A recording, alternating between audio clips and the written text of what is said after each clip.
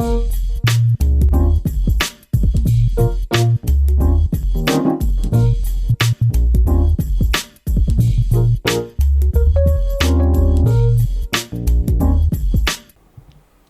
everyone, welcome back to another episode of Time for Mental Health. Time for Mental Health is a podcast where we aim to normalize the sharing of mental health experiences. I'm your host Fabian, and today we'll be joined by Talya, co-founder of Huddle, Wilson, core team member of Huddle, and Keegan, the producer of the show. Today's episode will be focusing on two articles. One is about mental health in Olympic athletes, and the other would be a very local article in Singapore about the recent case of the person hanging with a sword, is it? He was walking around... The samurai sword guy. Maybe you can introduce a little bit about yourself.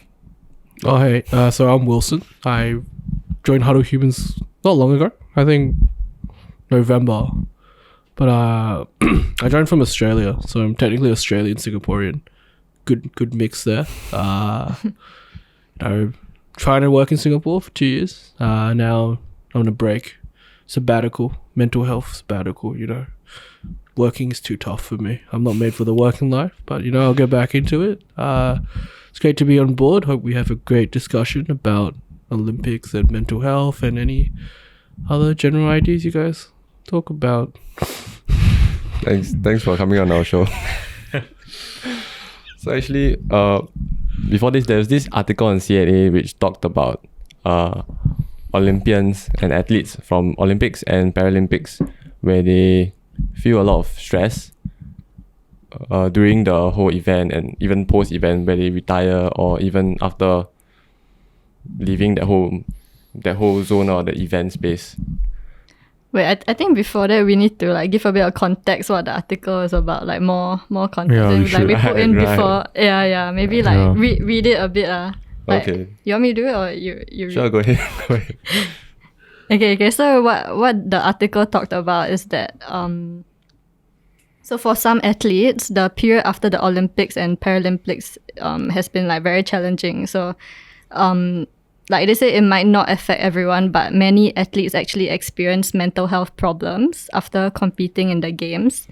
And sometimes this is known as the post-Olympic dark period. And I guess this is not something that's usually expected of people in the Olympics, because they all look so fit and everything, but nobody really sees the...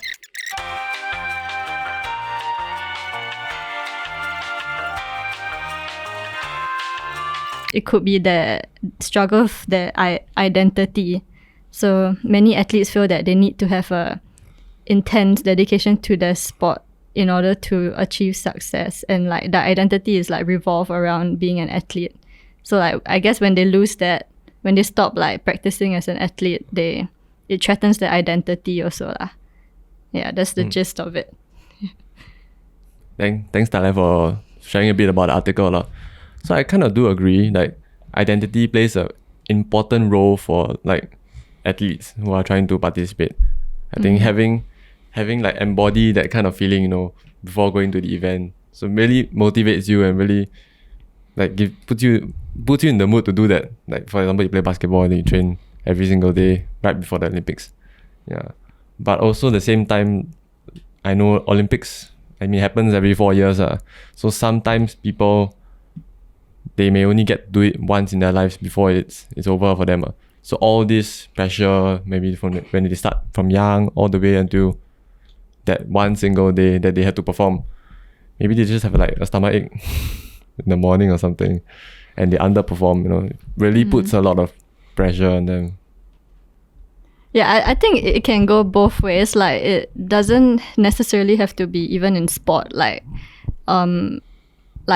Cody Simpson, for example, he actually got into sports quite, I think last 2 years or so. He said his singing career started to become his identity, and he needed to expand I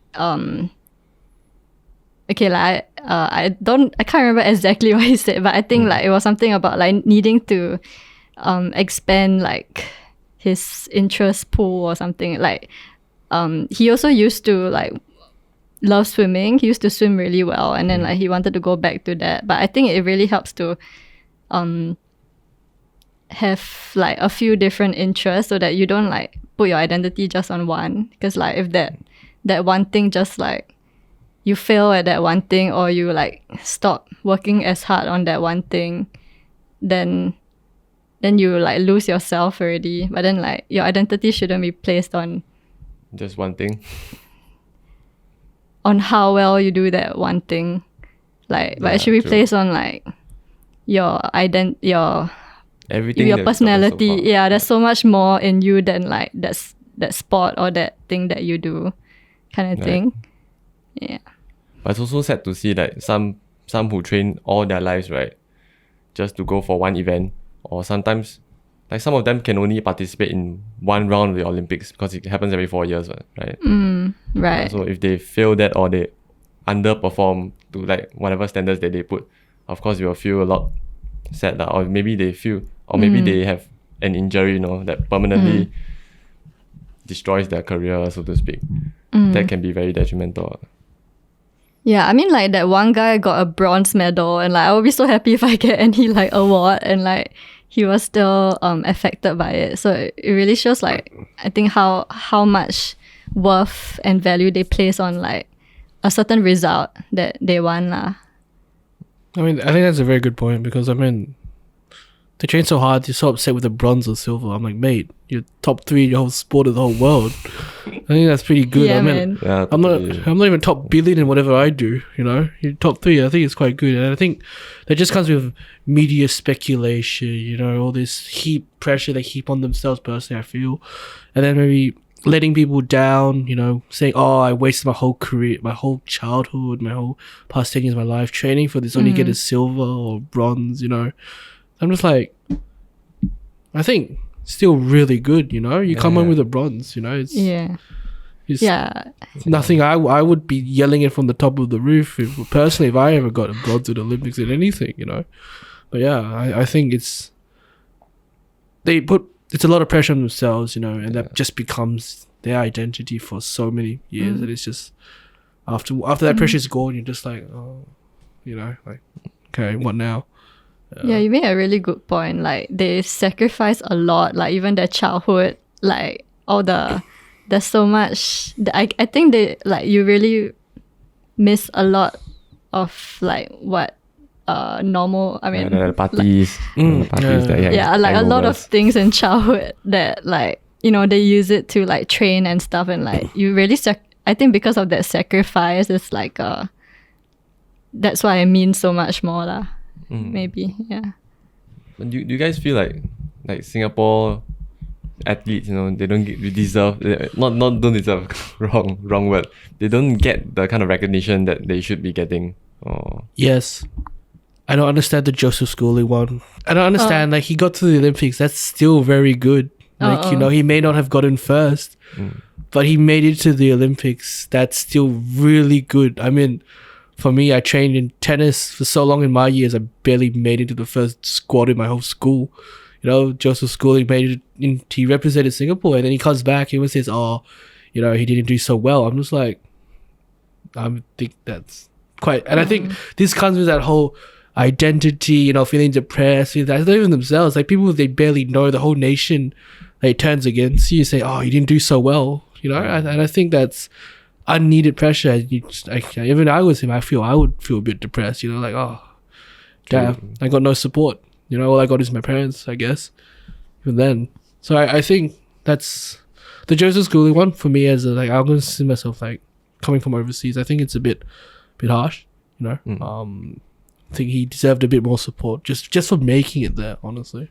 Oh, you mean like when he like because initially when he got the gold, like the whole Singapore was like kind of giving a lot of, like, or rather the government was really like giving him a lot of credit, but then like once he didn't do as well, he then do as like well. Yeah, the whole country says, right. oh. That's like, so it's like, in a way, it's like a perfect example of like, you set such a high standard, you don't reach that standard, what are you? You're nothing, no one cares about you anymore, in a way, in a sense, like, And yeah, maybe that's how the athletes actually get treated, and that's like the mindset they have learned to be put in also, like that if they don't do as well, they're not as worthy or valuable to people anymore. Yeah. But not true lah. It's not, but yeah. I think for my personal experience, for us, when you're in high school, you try and get to the first team. If you're on the first team, no one really cares about you. So then you try, you make it, you're like, yay. Then afterwards, you're like, was it really worth it? You're like, you know. So it's like, I think sometimes to be the best, you do have to give up that balance. You know, if you really want to be the best.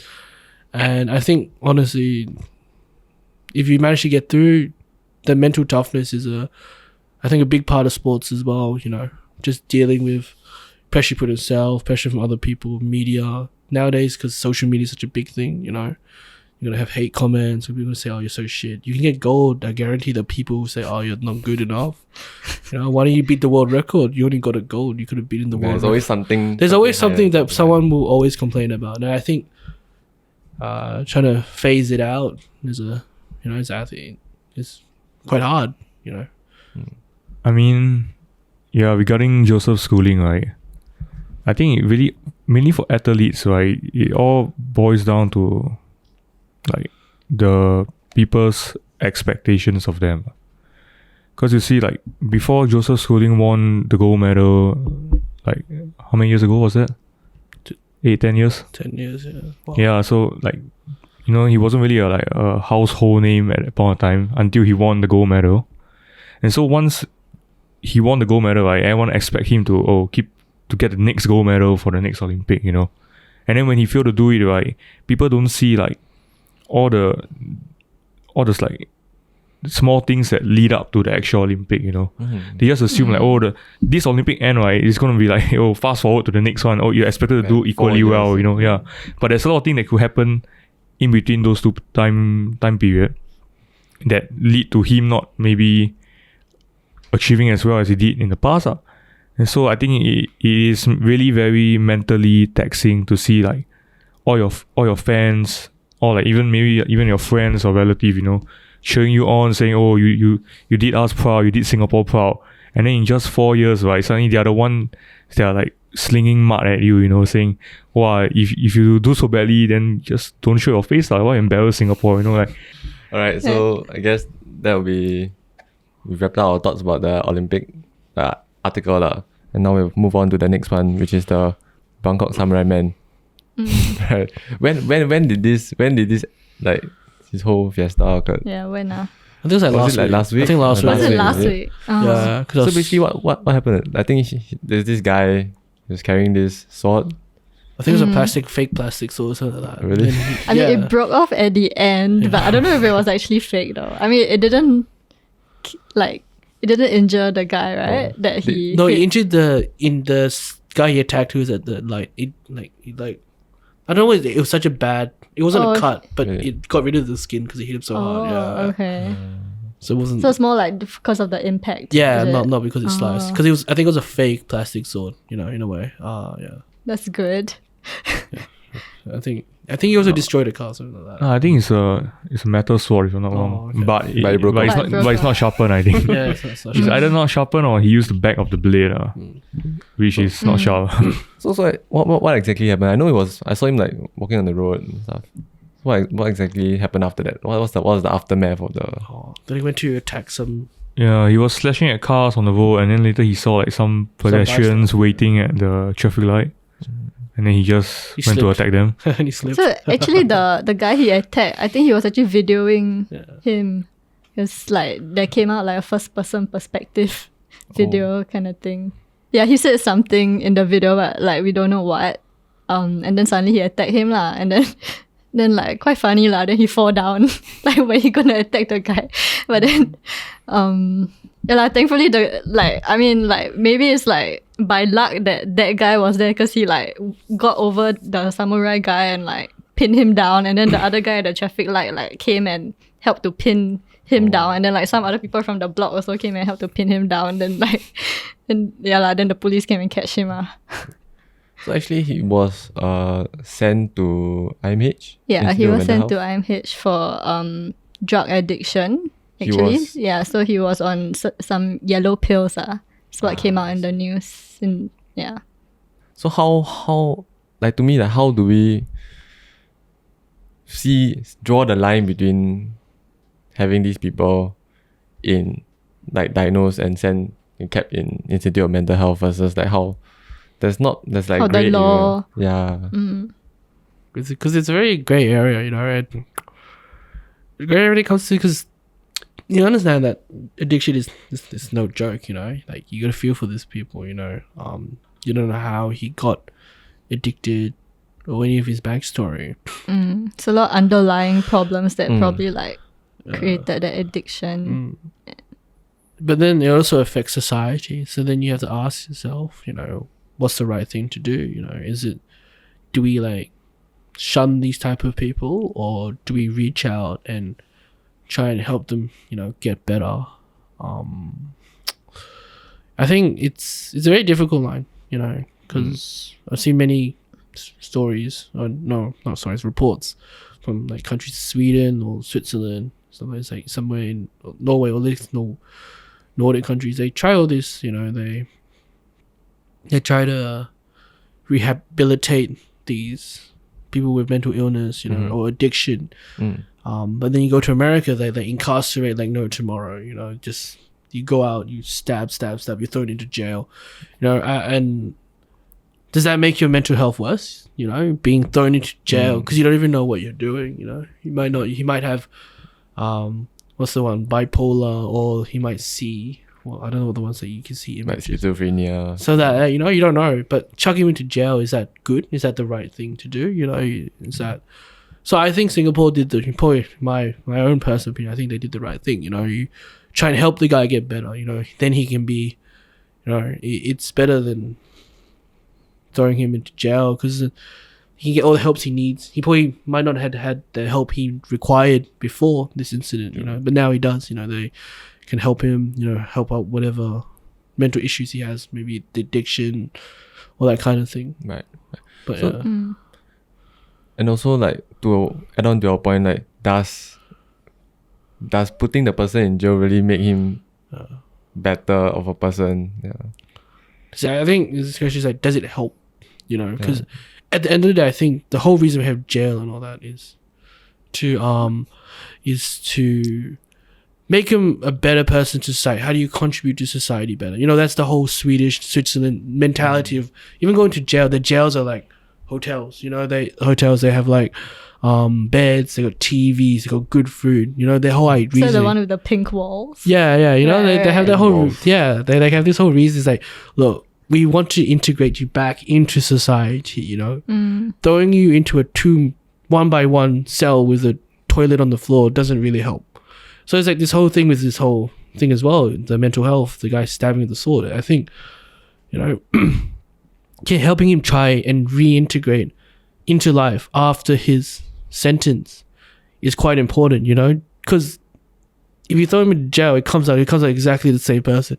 It'll happen again, you know? So I think going down this road of trying to help instead of saying, oh, you're bad, smack the shit out of you, or, you know, like, you know, that sort of discipline, the more nurturing route is probably the best for this, because it's better for society, you know, it's better for himself as well, personally, as a person. You know, he can come out, he probably, you know, he can find a job, all these kind of things, you know, get his life back on track, or hopefully not pick up where he left off, but, you know, get just a general better way of living. That's just my opinion, but I don't know how you guys feel about that. Yeah, I mean, I think there should be some form of punishment where it's like you need to know that it's not morally right to like try and kill someone, that kind of thing. Yeah, 100%. But yeah, I do think the mental health aspect is so important, because like, yeah, usually these people are like struggling a lot inside in their mental health and stuff, and I'm really glad that Singapore has certain measures in place to help treat their mental health lah. I think he's like going for some therapy there in IMH and stuff lah. So yeah. And also, how would the people, like, because earlier we also talked about like athletes, right? Like we were talking about like social media. Sometimes they just post whatever they want, they advertise whatever they want.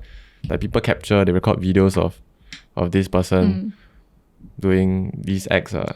And how would others like feel also? Like people on the internet watching these things. Yeah. I think in our day and age, you know, I think the older people would generally be like, screw loose, you know. One too many dropped as a child, or too many, you know, he should be locked up. He's a disgrace to society, you know. I feel like that would be the general consensus, you know. That's what I got as well from reading some comments here and there. But at the end of the day, it's the same thing as athletes as well. These are just human beings, right? You know, you can't just treat them like trash. If you think they are, that's your choice, you know. But I think how society looks on these people is very, I don't know, stigma is the right word here, like, you know, but it's everywhere. It's been here for so long, you know. Even, you know, you go out, let's say you go out on the street, you see someone do that, you know, your first thought, you know, I'm kind of guilty of this sometimes as well, you know. First thought, oh my god, holy shit, run away, you know. He's not sane, it's crazy, you know. But after a while you realize, you know, he's just probably going through his own stuff, you know. Right. But for the current, let's say the knee-jerk reaction is definitely not that, you know. So I feel that's how Singapore has reacted, you know. But I think it's not even just a Singapore thing. I think Australia as well has the same reaction. You know, you see a crazy guy high on drugs, meth, you know, going around bashing cars, and you're like, holy shit, that guy's crazy. You know, we don't want this person in our country. Kick him out, send him to jail. You know, but you never know what his problem is, and I think that's the most important thing, you know. But I think trying to get the public to understand that is very difficult. Yeah, it's very difficult, you know. It's like, it's kind of like trying to stamp out bullying. In a way, it's kind of like bullying. I feel like a small tangent, you know. You're making fun of some guy who has a mental illness, you know, and trying to stamp that out is very hard. I mean, you can make a law about it. Hey, you don't bully, you go to jail, you know, that kind of. But I don't think it's gonna work. So I think it's just, you know, it can only change with society, this kind of thinking, you know, this mob mentality, these knee-jerk reactions. But I don't think it's gonna change anytime soon. You know, because I'm 27 now. I've seen it so many years of my life. You know, maybe that's just how humans are. You know, we're just first impressions. So important, not so important, but you know, first impressions. That's how we are. People say you don't judge. You know, no one judges. I can guarantee you, everyone judges. You know, whether we have small judgment, big judgment. We see a crazy person, your first thought is not, oh, yay, such a nice guy, you know? Yeah. Let's be honest, you know, it's more like, oh, crap, you know, how do I protect myself, all this kind of thing. But that's just human nature, so I don't blame anyone. I'm just like, sometimes I'm like that as well. So I think the news reaction, the public reaction is exactly what would have been expected, you know? Just nothing really... Yeah, I think, people probably feel threatened when they are there, and like... But yeah, I was also wondering, like, some people that was videoing from the side, right? How come? Okay, I mean, it would be quite scary to go in and help also, Then like, I don't know. Will you go in and help? I don't know. Yeah, just like the bystander effect, right? Like, even when we think we will go in, like when the actual event happened, like probably not. I don't think I will. I think I'll be damn scared of unless I learn like taekwondo or something. I don't know. Even then, I think I wouldn't, because I know taekwondo. I still be like, you know what? Ooh. Yeah, he's still holding a weapon after all. Yeah, it's like, it's a bit iffy. You're like, mate, you don't know. Like, but then, really kudos to that guy at the traffic light that like went and put down all his plastic bag, put down his food or something, then like go and help to pin down the guy. Otherwise, and all those people that ran and quickly helped to pin down the guy. Yeah. Yeah, so to wrap it up, today we covered about our Olympic athletes and mental health. We also covered about the little article on the Buangkok Samurai man. Yeah, after all, we're all humans and we need to see each other in a different way sometimes. And this will be it for the episode. Do remember to leave a comment, like, subscribe, join us on Discord, Twitter, or the follow social media handles. We'll see you guys in the next episode. Ciao.